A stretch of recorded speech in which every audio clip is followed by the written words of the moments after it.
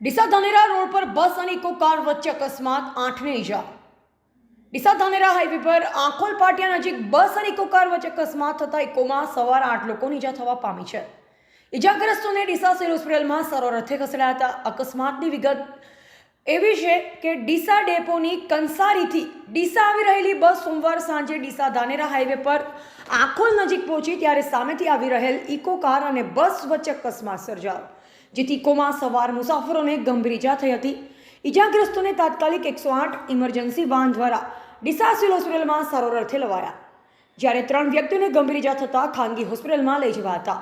અકસ્માતના પગલે હાઈવે પર ટ્રાફિક સર્જાયો હતો। ડીસા તાલુકા પોલીસ ઘટના સ્થળે પહોંચી ટ્રાફિક ક્લિયર કરાવ્યો હતો, જ્યારે અકસ્માત અંગે ગુનો નોંધી વધુ તપાસ હાથ ધરી છે।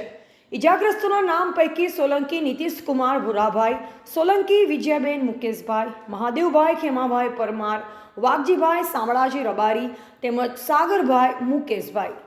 અહેવાલ અમૃત માળી, સંબંધ ભારત ન્યૂઝ, ડીસા।